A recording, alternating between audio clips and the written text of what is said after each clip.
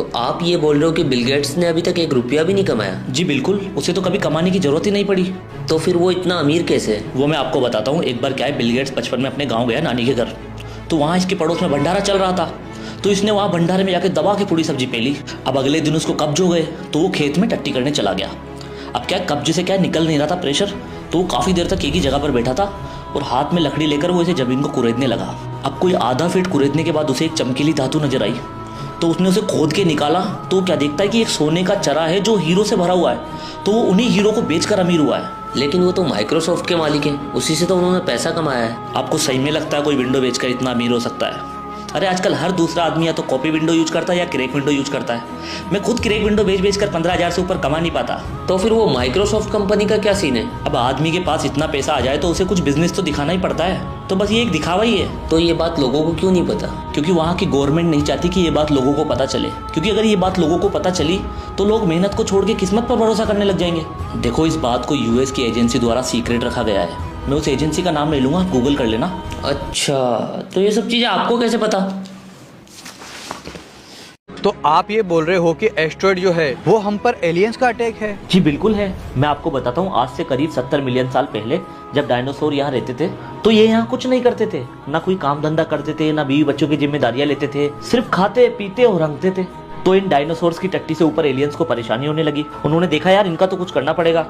तो वहां पर एक निशानेबाज एलियन था, तो उसने एक गुलेल में पत्थर रखा और सीधा पृथ्वी पर निशाना मारा, जिसके बाद हमने इसे नेचुरल डिजास्टर या मास एक्सटिंक्शन का नाम दे दिया। आप गूगल कर लेना, ये सारी घटना नासा के सीक्रेट डॉक्यूमेंट्स में अवेलेबल है। अच्छा। हाँ, और अब लोगों ने इतनी गंदगी और पोल्यूशन फैला दिया है कि कल मेरे पास नासा से व्हाट्सएप आया है कि एलियन फिर से परेशान होने लग गए। तो इसका मतलब वो पृथ्वी पर फिर से एस्ट्रॉयड अटैक करेंगे? जी बिल्कुल। एक्चुअल में हुआ क्या कि जिस एलियन ने डायनासोर्स को मारा था उसकी क्या है, अभी उम्र हो चुकी है। तो अब ये जो पृथ्वी के आसपास आप एस्ट्रॉयड गुजरते हुए देखते हो ना, ये क्या है कि उनके बच्चे प्रैक्टिस कर रहे हैं। सर, जिस दिन इनका निशाना पक्का हो गया ना, उस दिन हमारा खेल खत्म है।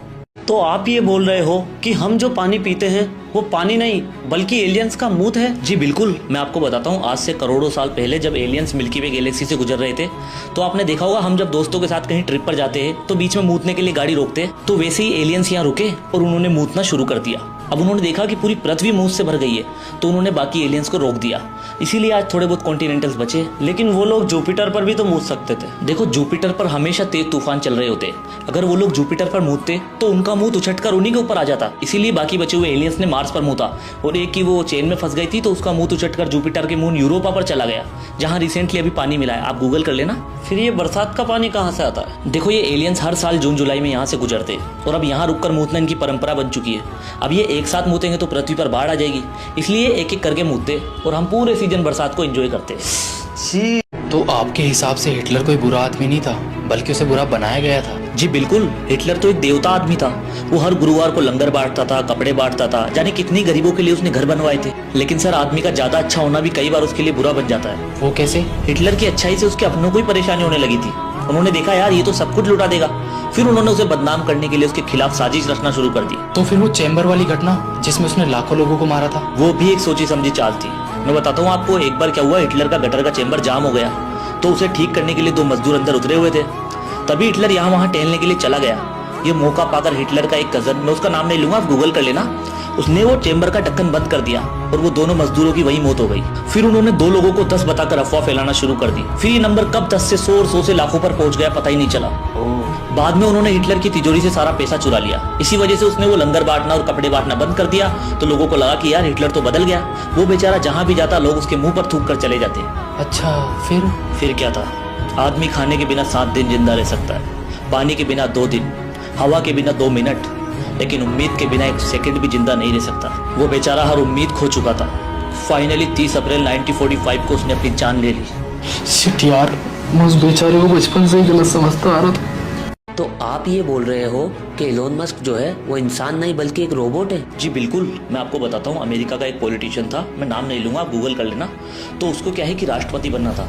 तो इसके लिए उसने एलोन मस्क से सपोर्ट मांगा। तो एलोन मस्क ने उसको अपने ऑफिस बुला लिया। तो वो जब एलोन मस्क के ऑफिस पहुंचा तो वो वहां जाकर क्या देखता है कि एलोन मस्क तो एक रोबोट है जो कि स्विच ऑफ होकर साइड में चार्ज पर लगा हुआ है, और वो जिससे बात कर रहा है वो एक एलियन था। ये देखकर वो पॉलिटिशियन बुरी तरह घबरा गया। वो बाहर आकर ये बात किसी को बताता उससे पहले ही उसे पकड़ लिया गया और उसकी जगह एक क्लोन रोबोट भेज दिया, जो कि अभी करंट में अमेरिका का राष्ट्रपति है। तो फिर वो यहाँ क्या करना चाह रहा है? वो पूरी पृथ्वी पर रोबोट्स का राज चाहता है, तभी तो वो हर चीज़ रोबोटिक करता है। उसने अपनी कंपनी में हर काम के लिए रोबोट्स रखे हुए हैं। उसने कार भी ऐसी बनाई ऑटोमेटिक जिसमें इंसानों का कोई काम ही नहीं है, और जब देखो जब एआई करता रहता है। तो फिर ये स्टारलिंक सैटेलाइट, मार्स मिशन, ये सब क्यों? सर ये धरती के सारे लोगों को मार्स पर फेंक कराना चाहता है ताकि बिना एटमॉस्फेयर के वहाँ सब मर जाए, और नीचे बचे हुए लोगों में से अगर कोई विद्रोह करेगा तो उसके लिए सैटेलाइट से पहले ही निशाना सेट किया हुआ है। ओह, मतलब सब कुछ अब हाथ से निकल चुका है।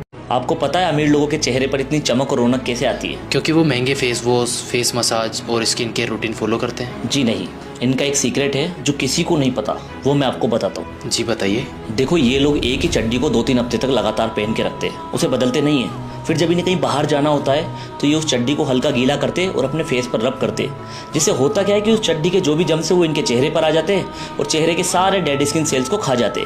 फिर जैसे ये सैनिटाइजर से मुंह धोते इनका चेहरा चमक जाता है। क्या? हाँ, मैं आपको बताता हूँ। एक बार एक अमीर आदमी था, मैं उसका नाम नहीं लूँगा, आप गूगल कर लेना।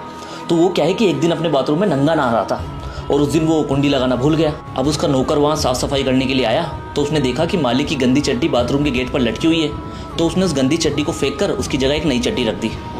अब अगले दिन जब वो नौकर अपने मालिक को नाश्ता देने के लिए उसके रूम में गया तो वहाँ जाकर क्या देखता है कि उसके मालिक का चेहरा तो किसी छिपकली की तरह खुरदुरा हो रखा है। मालिक का ये रूप देखकर वो नौकर बुरी तरह घबरा गया। वो ये बात किसी को बता पाता उससे पहले ही उसे दुनिया से गायब करवा दिया गया। फिर ये जो बड़ी बड़ी कॉस्मेटिक कंपनीज हैं, इनके रिजल्ट कैसे आते हैं? देखो ये कंपनियां क्या करती है, जितनी भी लॉन्ड्रीज पे गरीबों की चड्डियाँ धुलती है ना, उनका निचोड़ा हुआ पानी ये अपनी फैक्ट्री में मंगा लेती है और अपने प्रोडक्ट्स में मिला देती है, जिससे क्या है कि चेहरे पर चमक आ जाती है, जैसे भी आपके चेहरे पर है। अरे मैं मुंह धो के आता हूँ।